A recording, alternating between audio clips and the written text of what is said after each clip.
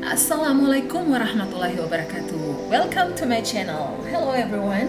It's nice to meet you again. This is me, Mrs. Asma, and we are going to study English together.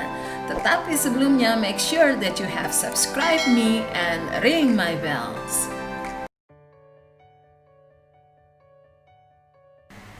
Assalamualaikum warahmatullahi wabarakatuh.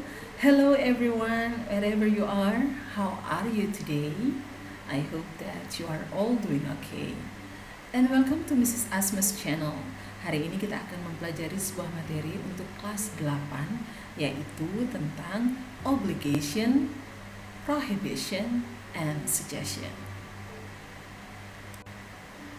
Sebelum kita masuk kepada tujuan pembelajaran kita kali ini, terlebih dahulu akan Ibu informasikan mengenai arti dari obligation, yaitu sebuah keharusan.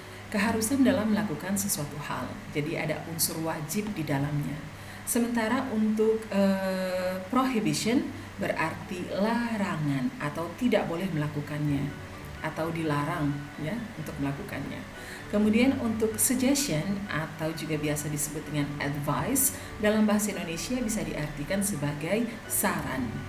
Nah, kita masuk langsung saja kepada tujuan pembelajaran kita kali ini ya, di mana tujuan pembelajarannya itu adalah untuk menetapkan struktur teks atau menyusun teks transaksional pendek yang berisi tentang ekspresi dari obligation, prohibition, dan juga suggestion. Dan untuk indikator, pada akhir pembelajaran diharapkan kalian, para siswa, akan mampu membuat kalimat atau menggunakan kalimat yang berarti must atau have to, yang berarti harus, kemudian must not atau don't have to, yang berarti larangan, dan juga should dan should not, yang berarti saran. Kemudian materinya ya seputaran mengenai auxiliary atau modal auxiliary, kata kerja bantu, yaitu must, have to, dan should. Nah, berikutnya bisa kalian lihat ini adalah formula atau rumus dari pembuatan kalimat-kalimat yang berisi obligation, prohibition, dan juga suggestion. Untuk ketiganya tetap sama ya rumusnya, yaitu subject plus modal, kemudian plus verb one atau kata kerja bentuk pertama, dan juga plus object. Harus diperhatikan bahwa semua modal adalah must, have to, atau should. Kemudian diikuti dengan kata kerja bentuk pertama. Untuk bentuk negatif cukup menambahkan kata not setelah modal. Oke. Dan untuk bentuk interrogatif atau bentuk tanya akan membalik posisi dari modal, kemudian diikuti subjek, baru kemudian kata kerja bentuk pertama. Ini mudah sekali ya. Jadi ketiga-tiganya untuk prohibition, untuk obligation, dan suggestion memiliki rumus yang sama. Now this is what you have to pay attention about how to make obligation sentences. Ini yang harus diperhatikan ya. Ada yang disebut dengan penggunaan informal atau tidak resmi. Biasa digunakan untuk pembicaraan dengan sesama teman atau orang yang lebih muda dari kita ya. Have to atau have got to. You have to wear a uniform at school.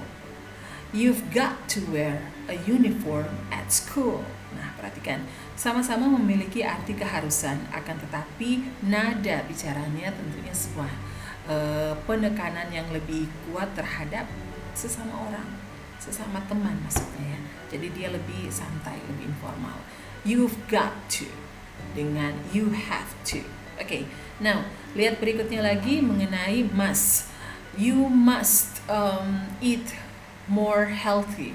Ini digunakan untuk personal obligation, jadi yang bersifat lebih pribadi ya, keharusan akan tetapi terhadap kepentingan atau kebutuhan pribadi. Dan juga yang digunakan both for strong recommendation, yang sangat kuat maknanya untuk penekanan melakukan sesuatu hal atau keharusan melakukan sesuatu hal, yaitu dengan menggunakan kata must dan have to.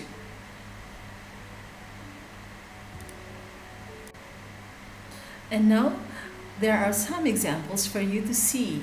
the informal and the formal one. Kalian bisa melihat di nomor 1 ada kata must yang digunakan untuk bentuk strong recommendation informal dalam bahasa formal, dan kemudian ada juga penggunaan have got to, ya, yang merupakan penggunaan informal for strong recommendation.